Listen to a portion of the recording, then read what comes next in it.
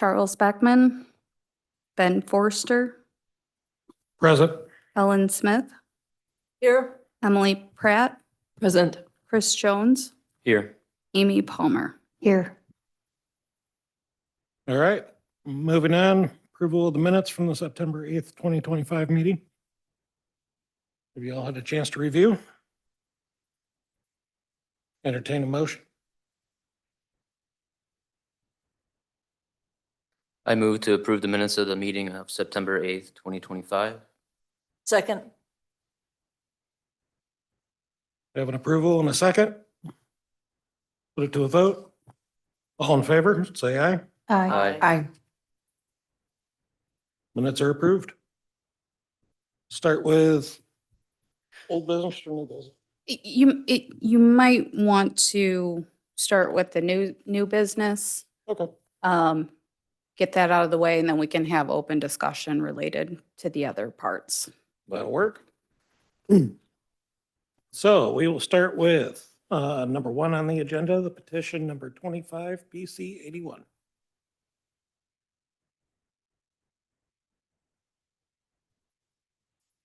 Mr. Fidus is here this evening. He is sitting right behind you. I'll get him a microphone. Or you can actually go have a seat at the table if that works. Okay. If you can talk into the mic, Yep. so, okay, So it thank gets you. recorded. So I've submitted a petition 25 PC 81. Is a re-subdivision of older subdivision that I did a while back. I bought an additional 10 feet off of my neighbor. And I wanted to, the reason for purchasing that 10 feet was to protect some trees that were falling down onto my property. They were his trees, but he agreed to sell them to me. And I in turn agreed to provide a woodland preservation easement over the 10 feet so they'd never be taken out. He wants to maintain a screen between our properties, and we have the same intentions. So what this does is his place is owned AG1, and mine being a subdivision is zoned R2. So I've applied for a map amendment. We haven't heard anything contradictory to that yet, so we're hoping that goes through. And then if it does go through, then of course, I'd like to add that 10 feet to the lots that are immediately north of it, so that the future lots, if I sell a lot, it'll have that additional 10 feet with the subject woodland preservation attached to it. Basically the crux of it. Other real motivation. Before you go into questions, I have some exhibits here to go through with you guys. Also, does he need to swear in? Oh, yes, we should have had him swear in. You wanna, So can I do it did my swearing in now count for that You testimony got I the just script, or gave? you want to give me the gist of the script? uh, Are you going to tell us the truth I will. and promise? the whole truth and nothing but the truth. Yeah. All right. Okay, I have some exhibits here. So I just go through what we have here. So the first is a copy of his petition for preliminary plat. Second exhibit is the notice of public hearing. The third is a list of the adjacent property owners and the certified mail receipts for notification of this hearing. Exhibit number 4 is the certificate of publication in the Dixon Telegraph on October 14. Exhibit number 5 is the sketch plan review report. Exhibit 6 is the preliminary plat worksheet report. Exhibit 7 is the sketch plan, and Exhibit 8 is the preliminary plat. So this is a little bit different than what we would normally do for a subdivision, as his subdivision already exists. And our code doesn't have a pathway for him to amend the subdivision without going through all of the requirements again. So our first step was once he submitted a sketch plan, it was my duty to get that out to county officials as well as township officials. So that went to the health department, the county engineer and highway department, township road commissioner, Lee County Soil and Water, Palmyra Township, and I believe that's everyone. So we sent out the sketch plan to these committees asking for feedback. There wasn't really a lot of feedback because it's already an existing subdivision. He's already gone through the initial steps. There was conversations that we got comments from the health department. However, the health department ultimately waived the requirements that would go along with this because it's already an existing subdivision. Once we got through the sketch plan, he submitted the preliminary plat, which is before you tonight. I gave him this worksheet, which is gives all the requirements under our code for preliminary plats. So he prepared the preliminary plat for you this evening in accordance with the standards required by the code. They're really, again, as it's already an existing subdivision, what Mr. Fidus is trying to do is if he were not to go through the subdivision requirements and include this little strip of land, it makes the transfer of this property kind of difficult because we have now a meets and bounds description and it can kind of be lengthy and complicated. So he is taking these extra steps by going through this process to simplify the transfer of that property in the future, along with that woodland preservation easement. So if you have any questions for him, I will turn it back over to you guys. Yes, I guess I did forget to add one other thing is that in that 10-foot strip, there are existing trees that are hung up from storms. Of course, I had no way to cut them down because they weren't trees. So I plan to cut those down. But then after that, there's covenants that say that there will be no timber harvesting. It's only a 10-foot strip, so there's not much timber on it anyway. But it is going to be preserved as a woodland preservation. Well, since we're not taking any land out of cultivation, I don't see how there's any problem with it. And it's this tiny piece of land, so. Yes.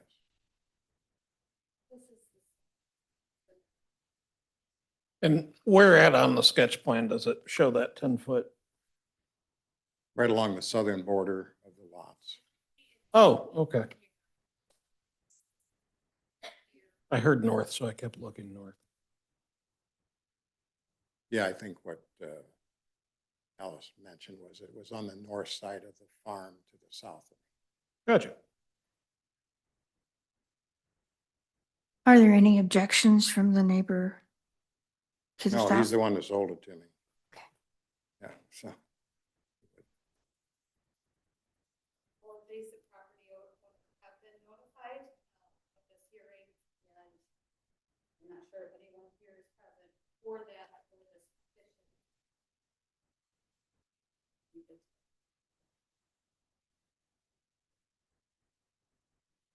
What is the step process for putting in the preservation easement? It just gets recorded on, once the final plat is recorded, then it's a covenant that runs with the land. forever. Gotcha. And whoever owns those parts of the lots, they're in charge of maintaining that? Is that Yes. true? Okay. Yes, yeah. It's just like any other easement, they have to abide by their regulations.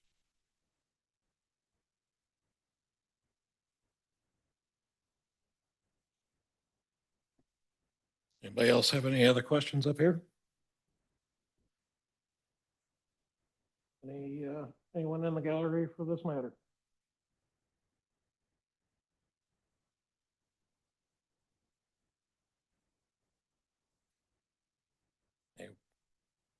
We can entertain a motion.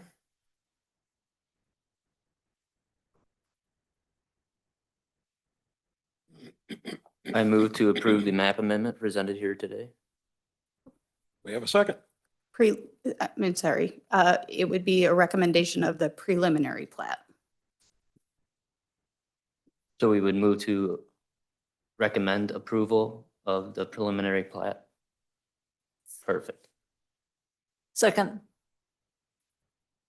All in favor, say aye. Aye. Any opposed?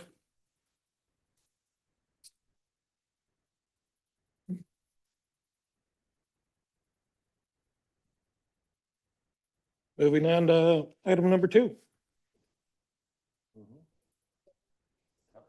It is my duty to remind you, you are still under oath. Okay. I do.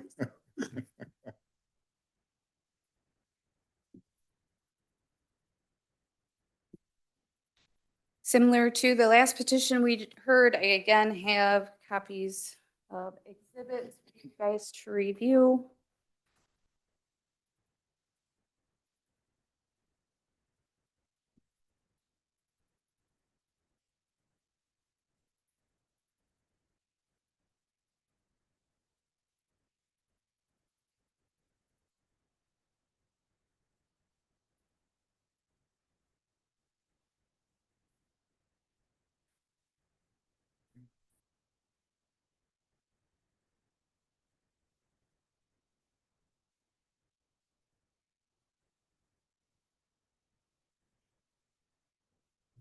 I'd like to take this time and walk us through this one. Sure. So since I was going through the trouble of preparing the first one, I decided to try to fix a problem that's been on my mind for a long time with a older subdivision on Kilgore. There's 2 lots that I own there, and they both had access to, actually, ma'am, you're looking at the wrong exhibit. Yeah, there you go. Twin Oaks. That one there. Yeah. Yeah, no problem. So you can see that, sometimes engineering drawings are hard for lay people to understand, but there's 2 lots existing there, and they both have access. Well, the western one had access to Twin Oaks and to Kilgore Road. The eastern one only had access to Kilgore Road. And my concern was that that was a pretty dangerous access right there. So I wanted to just basically flip them so that they were side by side going north and south instead of east. And so that re-subdivision then accomplishes that by making it 2 lots. It's still 2 lots. They're still both zoned R2, but they now have access to Twin Oaks and won't have to rely on access to Kilgore. So it's just basically a matter of safety.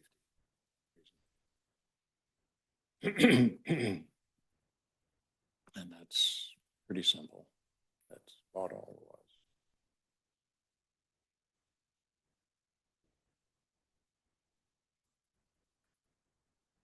Any questions?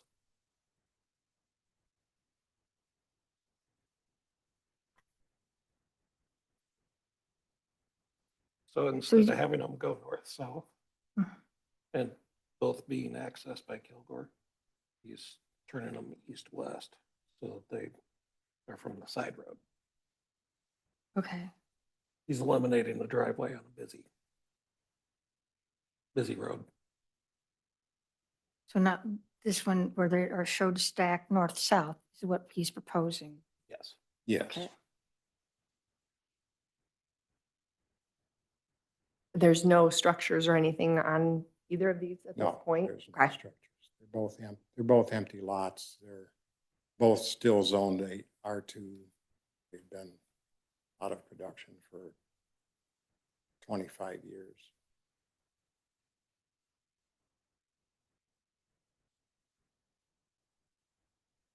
And I'm getting older. I was afraid I might not get it resolved before I could take care of it. Sounds like a good idea to me. You do have the option to make a motion. I always make it wrong. Alice keeps us straight. Okay, Alice, what do I say?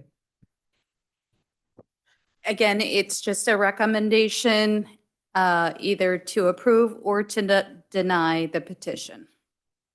I move we approve the petition. Recommend approval, yep. And I second it. All in favor, say aye. I, Aye. Any opposed? Recommendation carries. Thank you very much. Yeah, Thank you.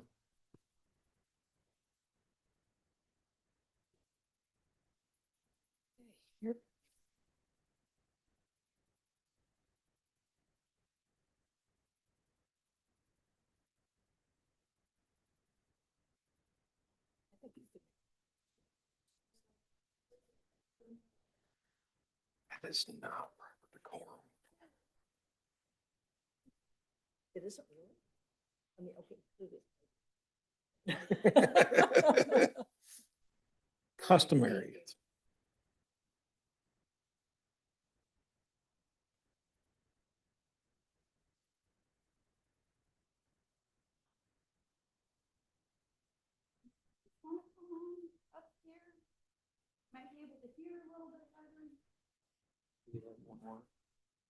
Huh? Are we doing old business now?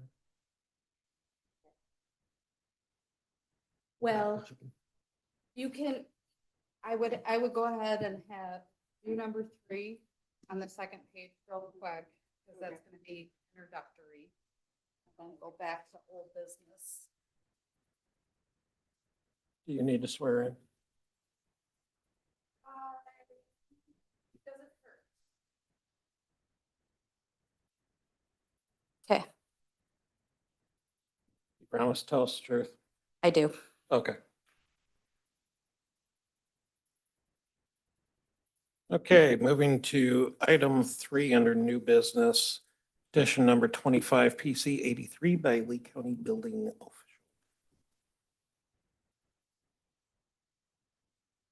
I'll have him stand and you can swear him in as well.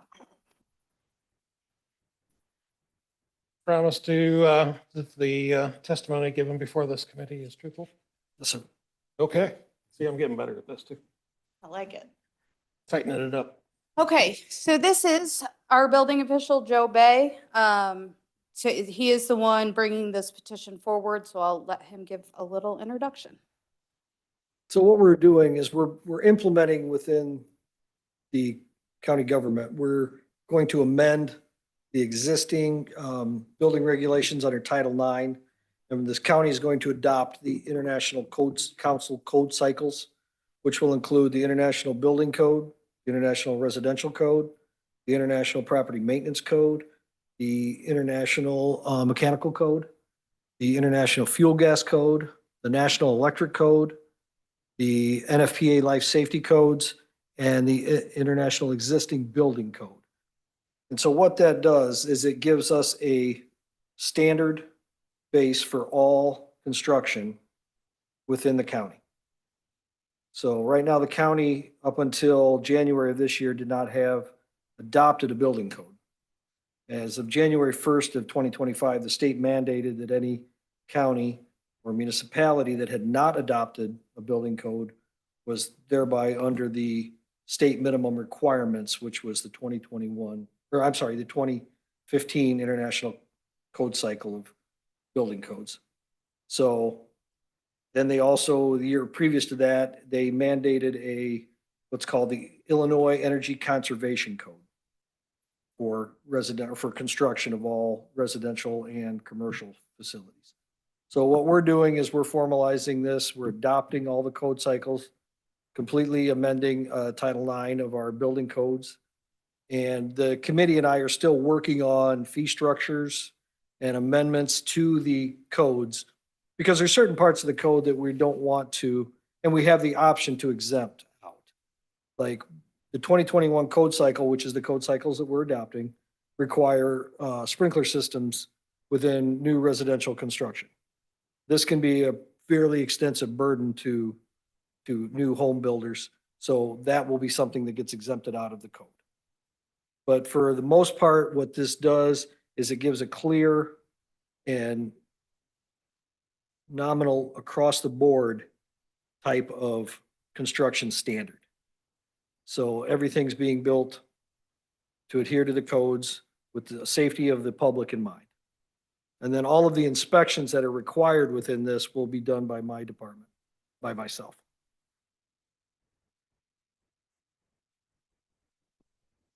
So the language on this will be forthcoming. Joe is working with his committee to develop that language. So tonight, I would be asking that we continue the hearing on this particular petition to the next regularly scheduled meeting. And then Joe will be coming back before you guys as things developed, and so you guys will be part of that process. So Is there a I would motion? like to make a motion that we continue at our next regularly scheduled meeting with this petition. Do we have a second? Second. All in favor, say aye. Aye. Any opposed? Motion carried. Item is tabled.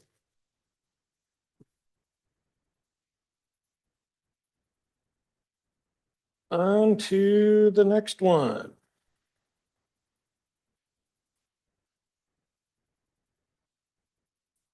Petition number 25 PC 80 by Lee County Zoning Office. To amend the text of Chapter 5 Residential Districts under Title 10 Zoning Regulations of the Lee County Code of Ordinances. The proposed text amendment would create restrictions on farm animals and/or livestock in the R1 Rural Residential District and create regulations for limited raising, housing, and/or keeping of chickens in the R2 Single Family Residential District. So to refresh, since it's been a couple of months since we met, and Ben, I wasn't here the last time. We got through the first part of this petition, which addressed the limitation of farm animals in the R1.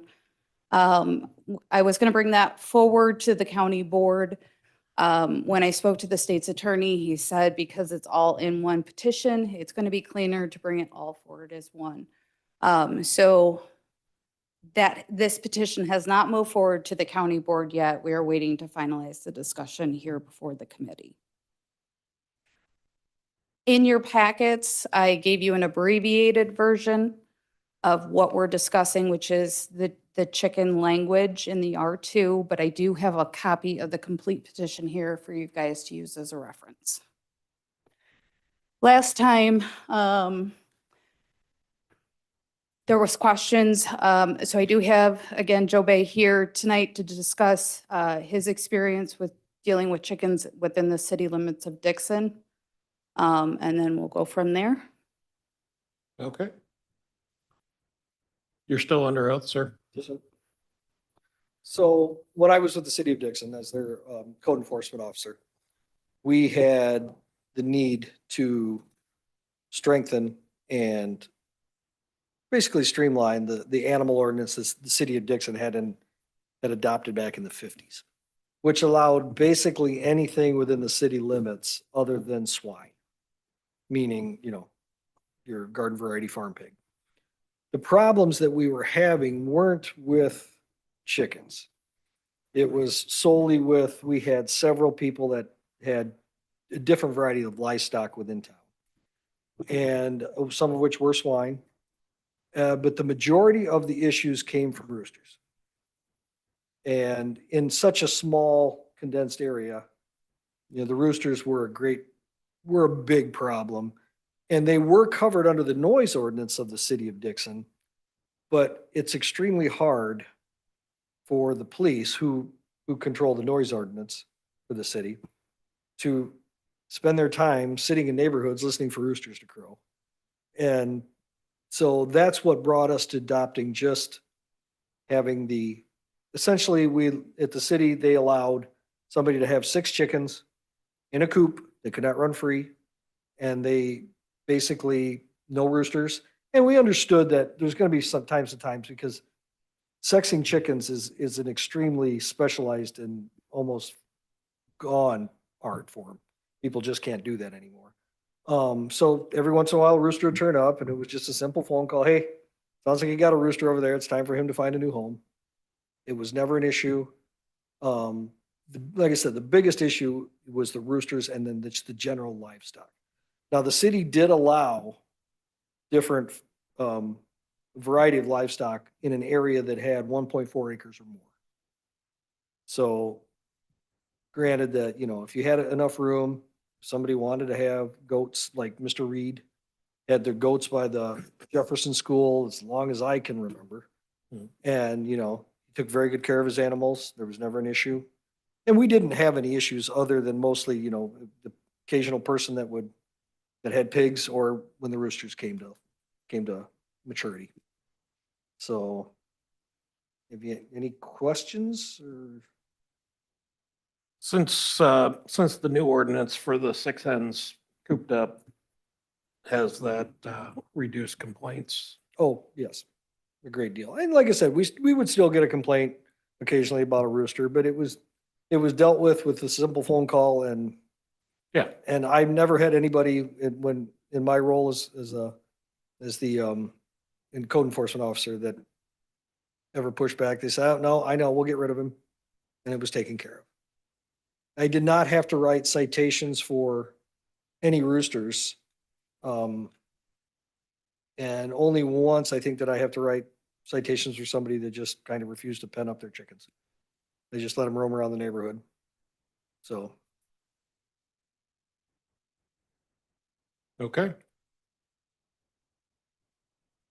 Isn't the objective of this to make it compliant throughout the county and standard throughout the county? throughout the county in the unincorporated areas and in the Okay, R2 residential zoning, in the R2.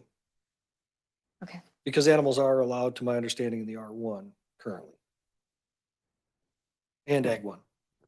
We did mirror what the city of Dixon has on their books for this use, because that is where we see the most common crossover is on the edge of the city.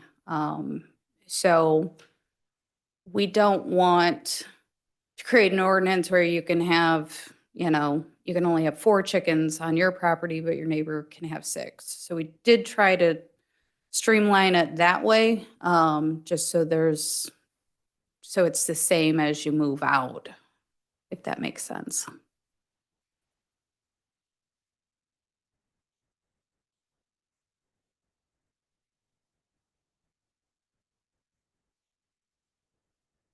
Anyone else? At the,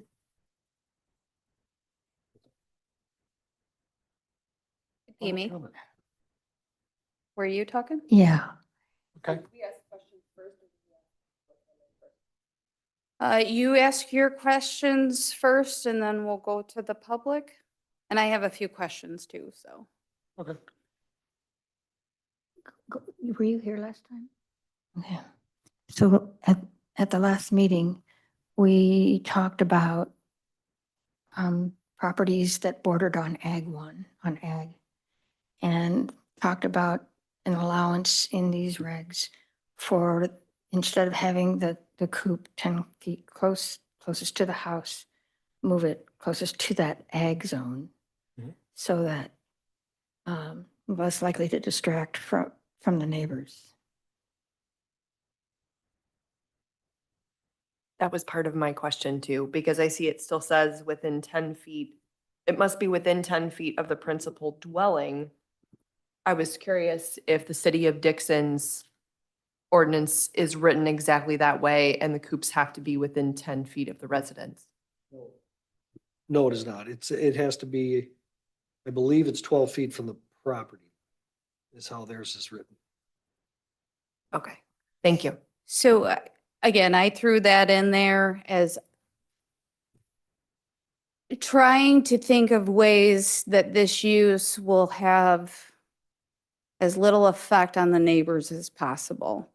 So my thought behind that was, instead of them, you know, you have a 100-foot long lot. And they have it all the way at the back of their lot next to their neighbor's house, and their house is all the way up at the front. So that was the theory behind that. However, based on the discussions we had last month, obviously it doesn't work that way for all properties. And because we have that ag district. So I did not change any of the language. Right, because we hadn't really come up with anything to replace it yet. So everything is the same from last month, but that's what we're here to discuss.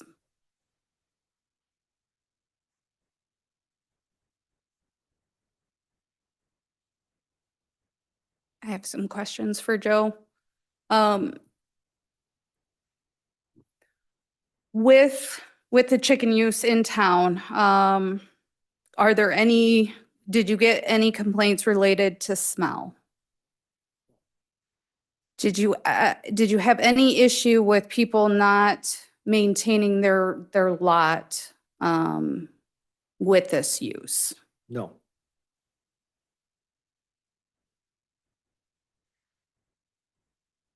What was probably the smallest lot size, do you think? Well, there's some pretty small, there's some 40 by 140-foot lots within the city limits that I would tell you would have. Any lot in the city of Dixon could have their 6 chickens as long as they were in a coop and maintain the 12 feet from the property. It was not the chickens being allowed was not based on the size of the property. It was other livestock that was allowed. You had to have a certain area, not the chickens.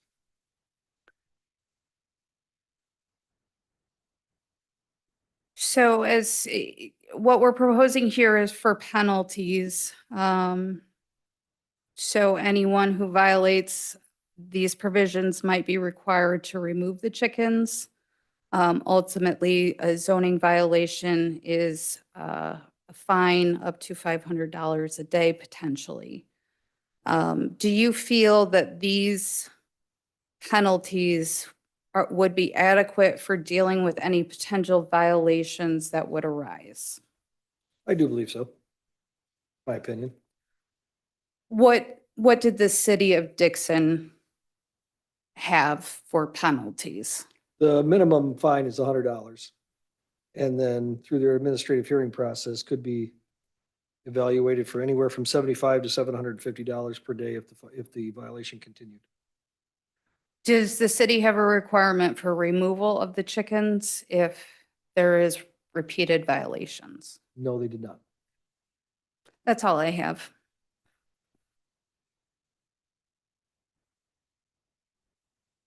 Does anybody, in your time with the city of Dixon, did anybody actually have to get to the administrative hearing step? The only time that I recall was the person that had their animals running at large. Okay. Like I said, in my time there, once the administrative hearing process was put into place, we didn't even have any issues with roosters. It was all prior to the existence of that, the potential for fining. Mhm.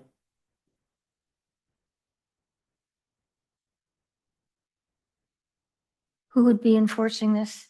You or someone within the township? The zoning. Zoning office. So we have a zoning enforcement officer, Jared Yater. He is part-time.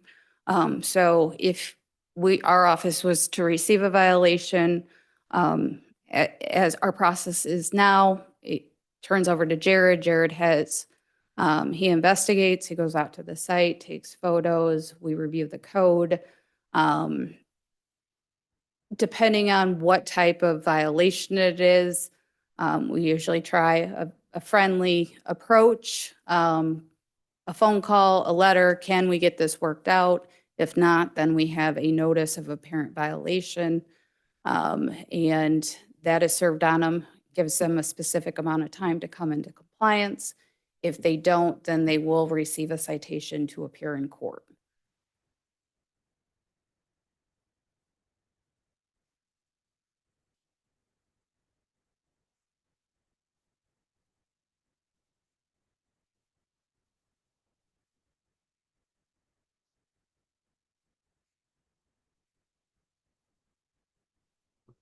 So nothing is investigated unless someone complains, correct? Correct. We are complaint-based.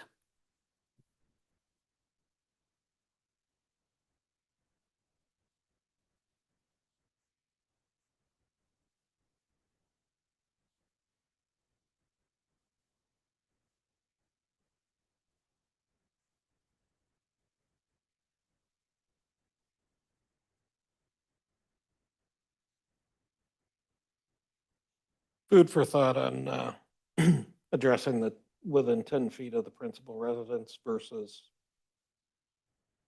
what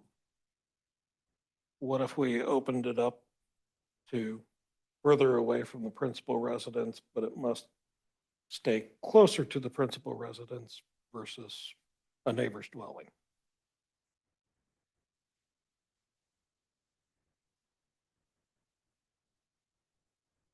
That is an option. I guess I have concerns about that based on the discussion that we had last month as to whether that language would work. And I've really gone round and round with this, trying to figure out, how do you word it? So you're basically telling the owner not to bother their neighbors. And the thing is having it close to the principal residence isn't always going to be the best location for it, especially if they are surrounded by ag zoned property. The best place for it is going to be along the border of the property nearest to that ag zoned and far away from the principal dwellings. So this is where I struggle. I mean, even if you left the 15 feet from any property line and must be closer to principal dwelling versus a neighboring dwelling, then you can still move it out to the fence line on an ag property. And chances are it's going to be further away from principal residence. That solves your problem of the residence being up front and the neighbor being to the back. Okay, so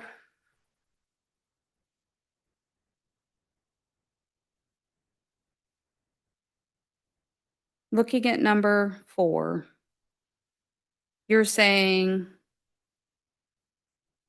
must not be placed in any front yards or side yards.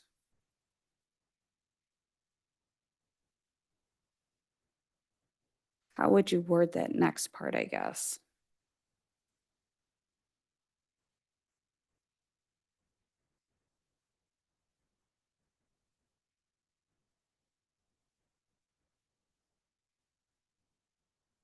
Would a garage be considered a dwelling, or like a detached garage would not be considered a dwelling? Is that correct? No, it's considered an accessory structure.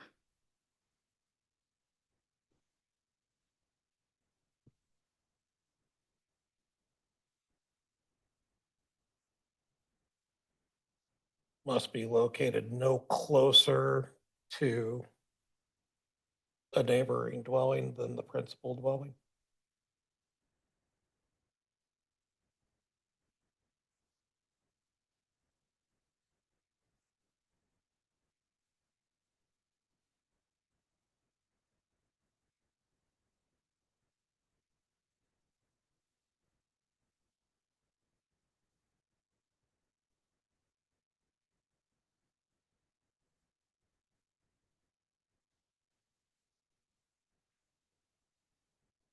What if we left it vague and said must be placed in a manner so as not to cause a nuisance to a neighbor? Or is that too vague and enforcement?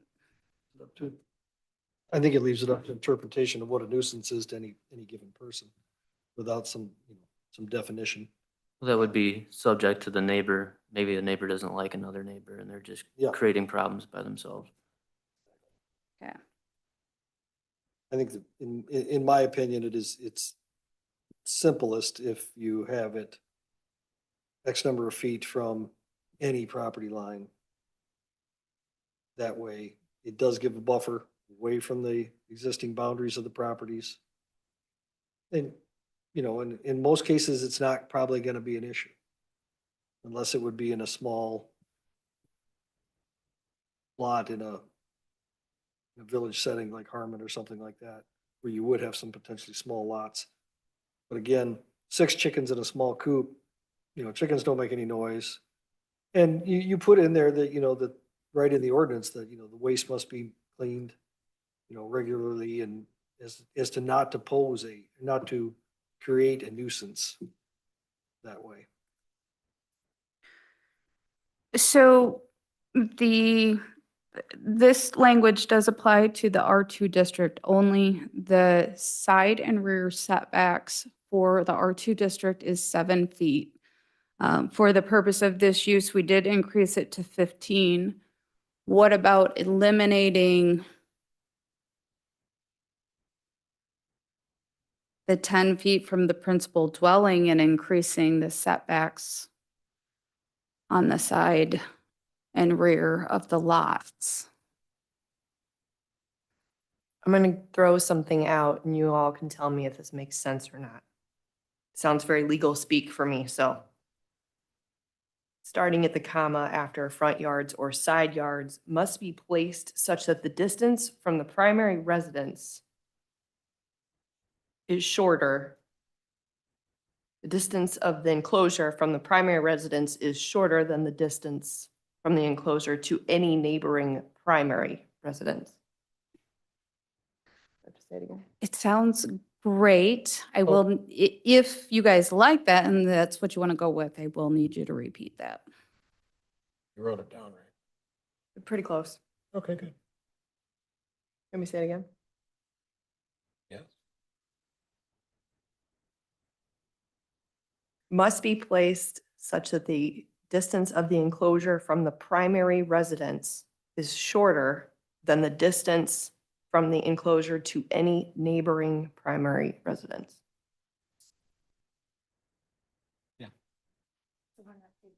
Less than, I like it. So we're not taking into account anybody that has ag on one of their property lines. This will help that.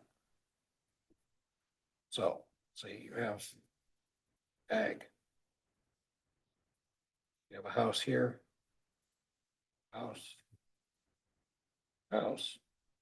If you put it back here with the language that she proposed, your distance is closer to the primary residence where you're going to have chickens. If you want to go. put it in that other corner, But if you want to go closer put to it your into neighbor. this corner, Yeah, well, it may be closer to the neighbor's house and that's not allowed. Or if you wanted to put it, you know, say you have Is- a really wide lot and you wanted to put it way over here. but I think we need to say that we allow them to put it adjacent to, But if somebody's house is here,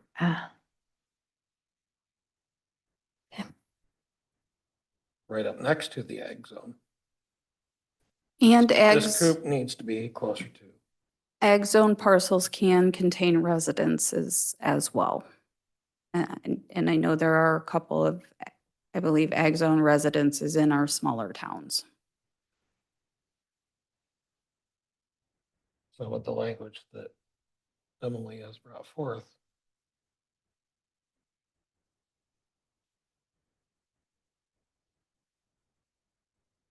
Does that say what you? Does that say what you were thinking when Yeah. you said closer to one than the other? Okay. that captures the intent of what I was trying to articulate.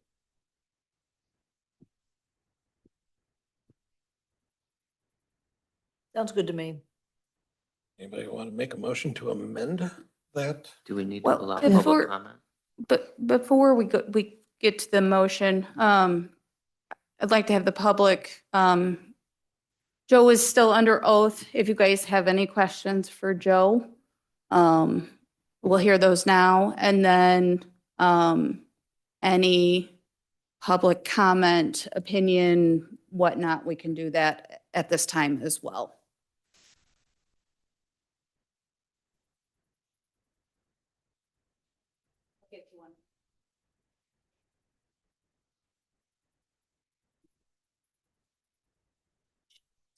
That's ready to go. So my name's John Stenzel from the Village of Sublette. Dixon, did they require a permit to have?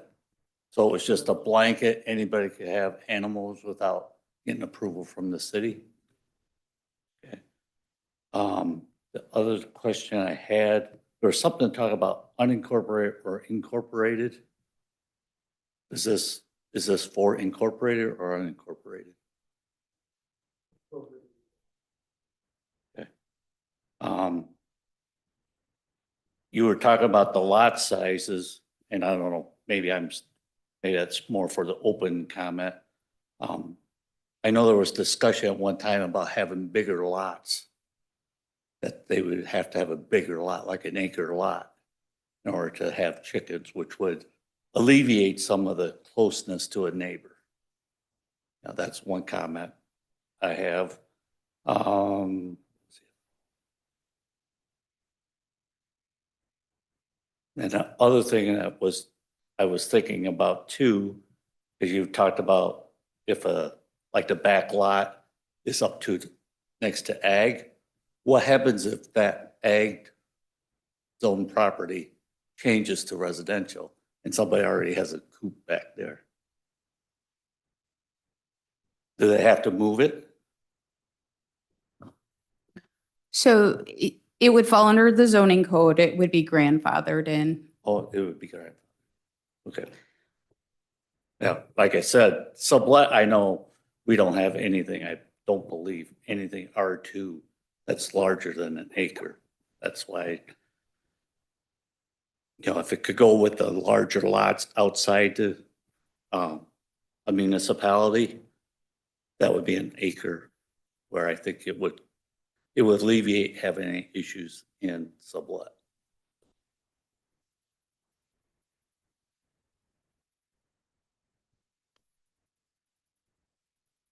My name is Doug Urbis, and I also live in the Village of Sublette, 409 West Main. And I was here last time. I'm not going to say I was complaining last time, just looking at viewing this whole situation. And I also farm, and I farm right next to my house that I'm in town. So I got agriculture right behind my house. So I basically look out at a cornfield. And I'm not against animals, not against them at all. But I guess you move to town to kind of get away from the farm life a little bit. I love the farm. I love pets. I just look at this whole situation. I look at my neighbor can go tomorrow, put a coop in and get 6 chickens fairly close to my house. I'm a small lot, 100 by 100, 100 by 200 feet, without no say from me at all. And I guess, I don't know how many of you people live in town, but how many of you would like to have your neighbors come in, move chickens in, and just all of a sudden you got to deal with it?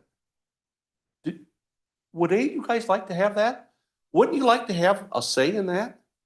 That, yeah, I'm okay with chickens. I mean, a neighbor on each side.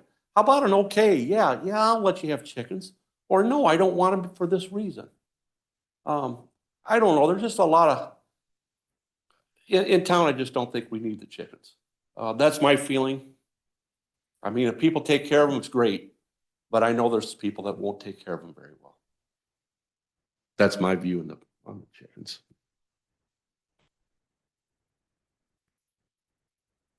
I'm Lori Urbis, his wife, and I'm from Sublette. So one of your comments on there, I just had a question about, so you're proposing that they could have it on the side of their house and in the front, or not on the sides and the front, just in the back?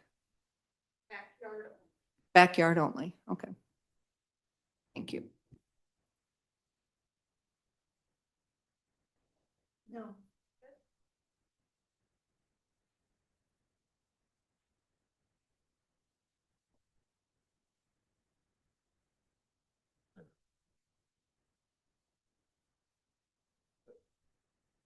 I understand your views. I have lived in town previously. live in a subdivision. Um, I With think- more area, correct?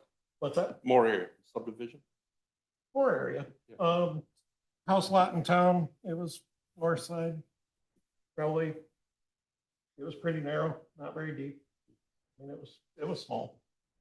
I had a neighbor, you know, I could probably reach out my window and touch my neighbor's house.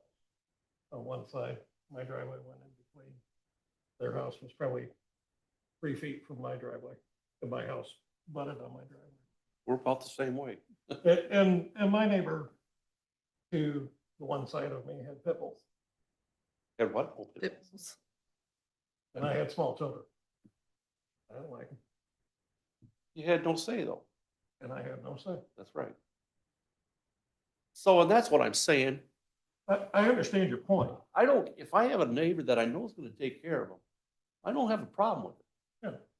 But if I have one that don't, I wanna say that, hey, I'm not gonna allow you to have chickens. But if they're not taking care of them and releasing manure and the smell is an issue, things like that, there's recourse through the zoning. Correct. You know, I didn't necessarily have a say in, hey, there's a kennel of pit bulls right next to my driveway. And they didn't necessarily do the best job of taking care of them. My degree's in animal science. I love animal welfare. Anyway, just, I just think we need a say. That's my feeling. Yeah, I mean, Whether we gotta, maybe we'd be better off to look at a special use permit. but I live in a subdivision that covenants preclude having chickens. Otherwise, I'd probably have 6 chickens. I've checked with my neighbor, and she said, I don't care.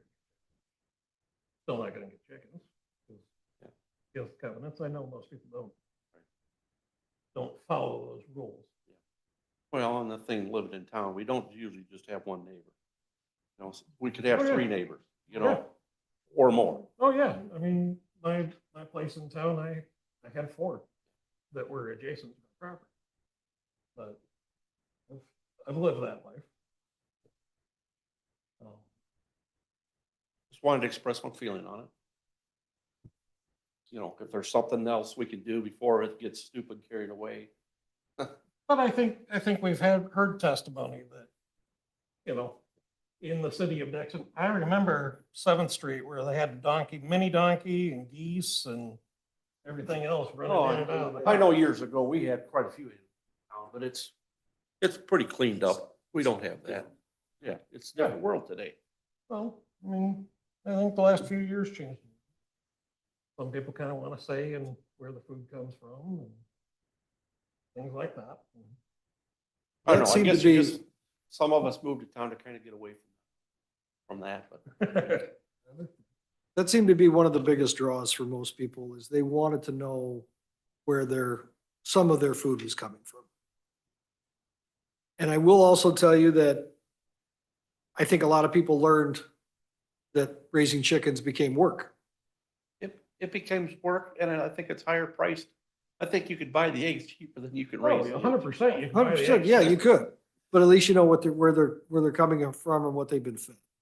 And the conditions they've been raised in. And I mean, you farm, you're involved in agriculture.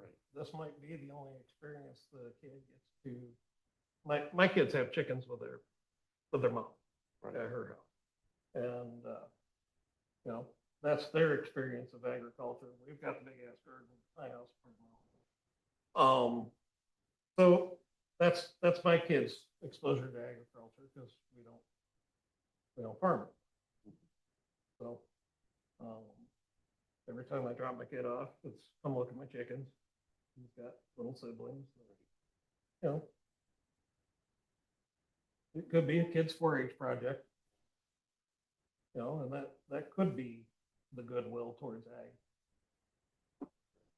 And exposure to ag too. The other part of that is there's always places available out in the country that they can buy if they want to have. I search week in and week out for property on realtor.com. Properties go quick. They really do. Well, there's a reason for that. Because they're controlled in town. Alice, I have a question.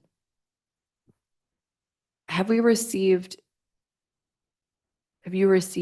any feedback from other unincorporated areas?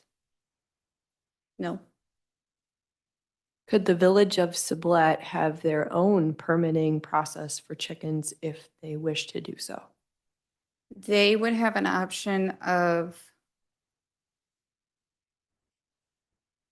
so technically they have an option to adopt their own zoning code, which would require then enforcement.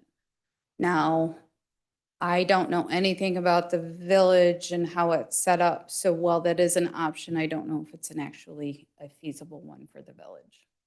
Okay, thank you.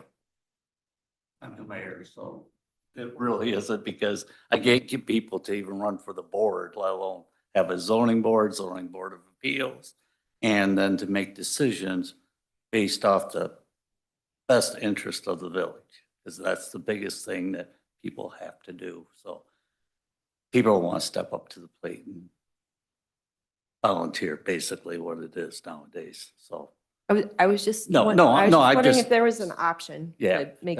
that's the biggest problem I have Okay. right now as being mayor there, so.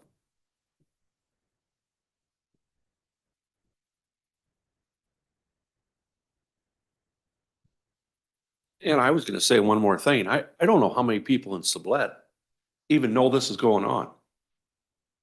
How many people you think even know? I think if they're new tomorrow, they could have chickens, they'd be here tonight. I really do.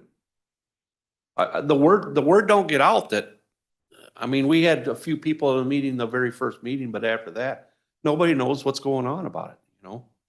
And like I stated last month, the statute dictates how we notice. Unfortunately, Amboy newspaper is now gone. So we're required to notify through the newspaper. So we have to use the Dixon Telegraph. I know nobody reads it. We just don't have any, You know, and the saying is, well, if they're not here, they don't care. No, that ain't the case. They care. If you say something to them, oh God, yeah, I didn't know that was going on. Well, they do care. I'm not saying they don't, not at all. Right. I'm just saying, I have requirements that I have to meet. I agree. Yeah, I know what you're saying. I'm also a township trustee for a township. And I can tell you, as long as the roads are plowed and nobody's got a problem, no one cares. That's right. People only care when they got a problem.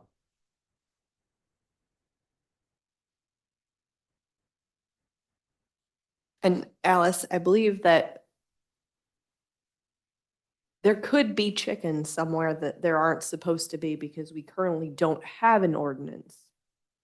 This would make it enforceable, whereas right now That is not it correct. is not. Okay, say it the way you said it, because like So we're currently. better to have this than have what we have, So right? I'm going to tell you what the code says. So currently in the R2 district, agriculture is not allowed. So that includes farming, row crop farming, livestock, raising, breeding, feeding, and keeping of livestock. So chickens fall into that category. So as of right now, no farm animals of any kind are allowed in the R2 district. So this discussion has been going on for a couple of years. Last year, county brought it forward, withdrew their petition, and kind of left it hanging out there. We again got calls. One of the board members wanted to bring it back. So here we are. One way or another, the county needs to make a decision on what we're going to do with this issue. We have an entire town that doesn't want it. My office is repeatedly getting calls for people, residences that want them. My kid's in 4-H and can't have any animals, that kind of stuff. So one way or another, the county needs to address this issue. Are we going to allow it or are we not? So again, the language before you was the same language that was brought forward last year with the exception of that 10-foot, 10-foot within 10 feet of the dwelling that you guys didn't like. So this is your document at this point. You are free to make any recommended changes, amendments, and whatnot. If you are not ready to even do that tonight, you guys can table this discussion until the next meeting. And all we're doing right now is making a recommendation to the county board. The county board actually votes whether Correct. yes or no. But you're making the recommendations as to if this language is going to go forward, if you have recommended changes to this language, things should be stricken, added, whatnot. This is your document to do with what you want before it goes on to the county board, if that is what you guys choose to do.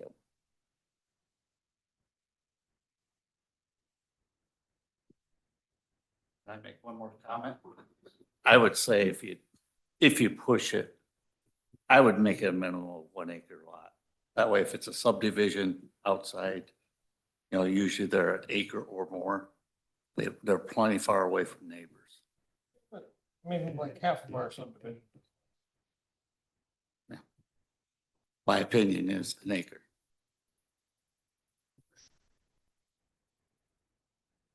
I think on the penalty section of this whole thing,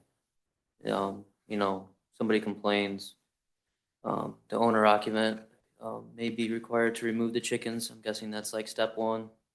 And if they don't comply, then there's maybe a dollar value that we charge them for a penalty or. So typically, so if there is a complaint, it would have to be a violation of one of these standards set forth. So,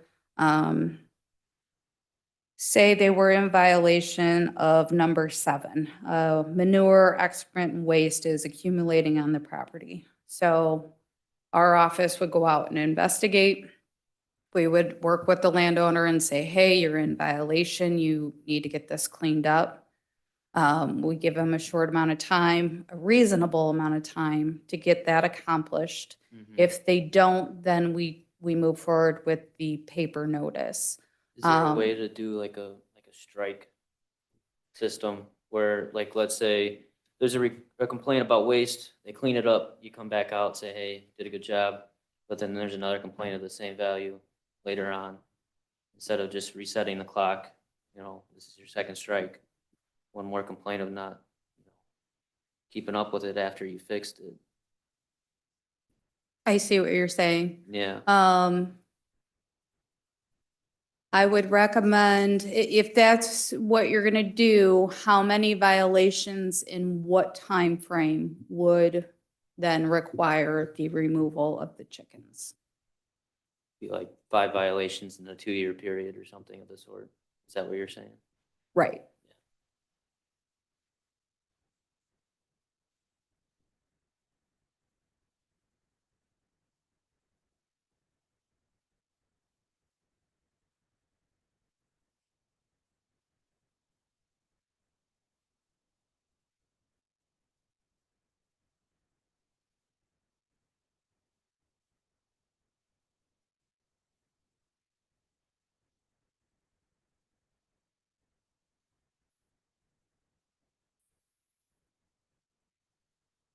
Any So- further?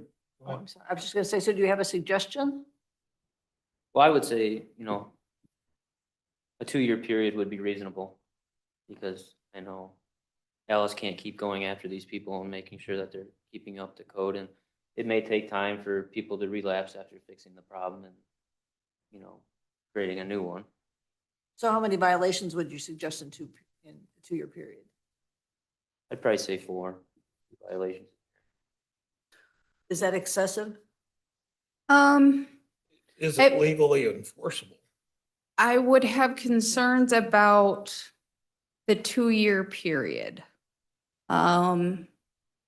If this is something where we're having a repeated problem at the same property, I would rather not have to wait 2 years to make that determination.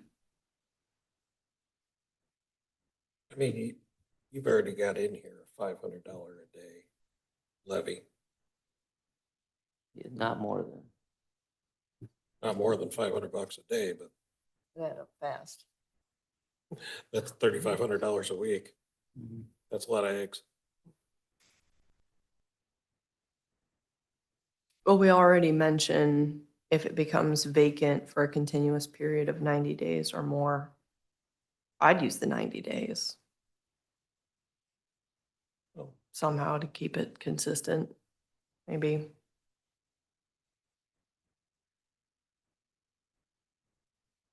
Well, if they're not following any of the, I mean, it's all pretty reasonable as far as maintaining chickens, you know, what you're asking them.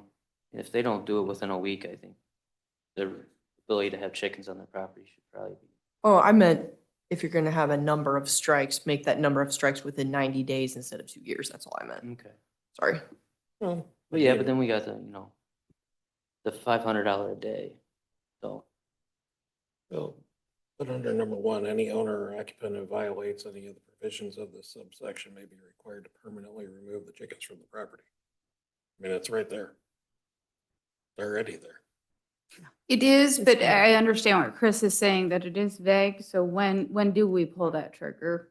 and are you making that decision, Alice? That would fall on this, my office. So, So it'd be in the opinion of the zoning officer.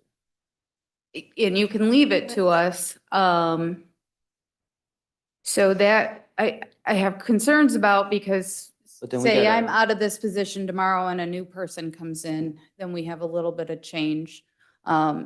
Whereas if it's in the code and it's clear, then everyone knows what the rules are. At least we can be consistent between cases. Correct. And that is a very big thing for the office, is being consistent. What would you recommend?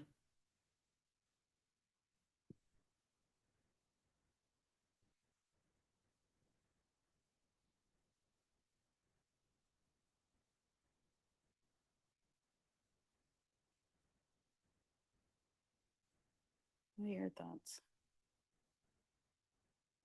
I just didn't have enough negative impact from, I didn't have enough negative impact with my experiences with it. Like I said, the people that had the chickens, we never got any complaints about anything other than a rooster. And that's, that's all I can tell you. I mean, we had places in town that had, different types of livestock because they had the space to do so. Chickens don't require a lot of space. They don't, they need a small area, their nesting boxes, clean up after them. It's no different than a rabbit hutch. You can go to a pet store, you can buy 6 rabbits. There's nowhere in the ordinances that speak to rabbits. You're still producing excrement from rabbits, they live outside in a cage.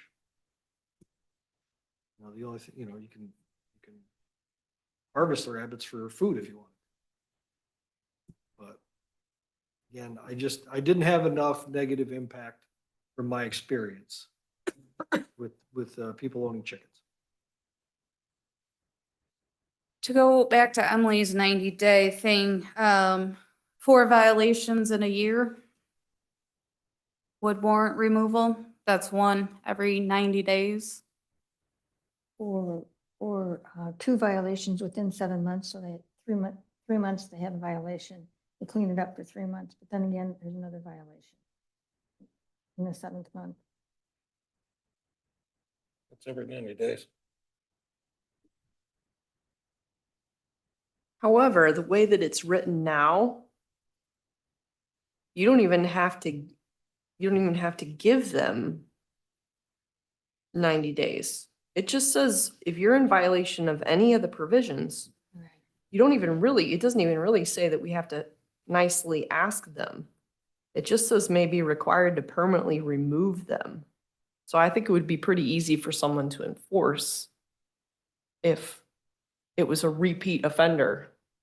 and the zoning officer and compliance officer decided that or enforcement officer decided that it was a situation that could not be reconciled, they would just say, you're done with the chickens. I kind of like it that it's up to the enforcement. And I'm assuming when you get to the point of having to evict chickens, there's going to be a judge involved. Of course. There you And go. they'll love it every minute. So you would have a court order. You would have The chickens. a judge that's going to hear both sides of the case. And is going to make a determination. So Lee County, based on the ordinance, would attempt to move forward. However, yes, there is a whole legal side, so we would have to maneuver through whatever that looks like, which is, I believe, a civil injunction. So, but it is an option. Which then comes with penalties and court costs. It makes eggs really expensive. Yeah. And most people that have chickens, if they have 6 chickens, that's way too many eggs for anyone to eat. They're gonna be giving them away to neighbors. Okay.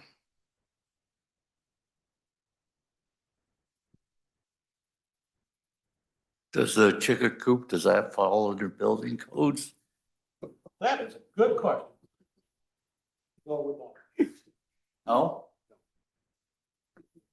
Because it's a temporary structure. It would fall under the restriction of the ordinance as to, for its location. And for structures of that minimal size, there's if you were gonna put up a 10 by 10 tool shed, we would ask that you permit at no fee, only to adhere to the setbacks. But the electric and all that stuff inspections? Because if they put electric in it? In most cases, something that small usually does not. But if there was electrical in there, then yes, we would inspect the electrical service. Because you're moving towards that, you know, with what I heard earlier, right? With building code enforcement. Oh, yeah. right? That's correct.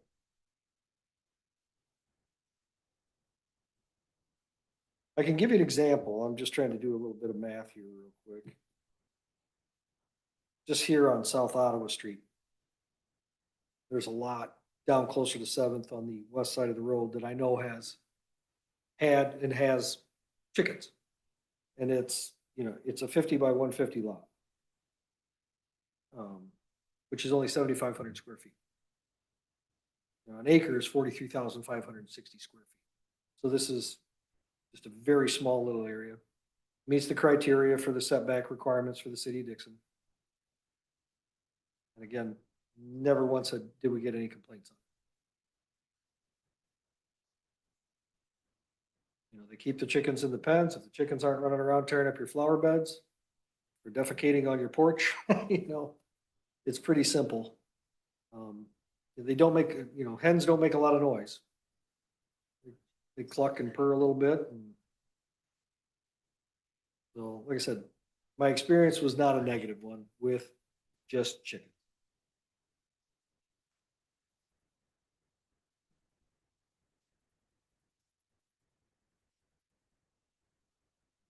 Any further discussion? Nope. Like to present your alternate line. Do I have to do the language first? Make a motion to amend the language. So depending on what you're doing, you'll make your motion to recommend or deny. And if you're making changes, say with the following changes. Recommend with the following. Okay. I would like to make a motion that we recommend the petition to the county board with the following amendment to heading C, chickens, A, number 4, to state all enclosures, including fencing. Sorry, B, number 4. All enclosures, including fencing, must be located at least 15 feet from any property line, must not be placed in any front yards or side yards, and must be placed such that the distance between the enclosure to the primary residence is less than the distance from the enclosure to any neighboring primary residence.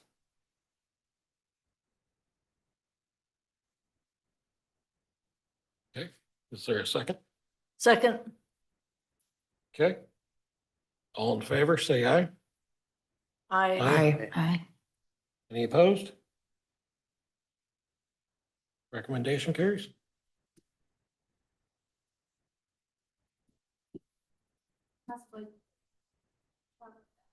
No, you won't be able to read it.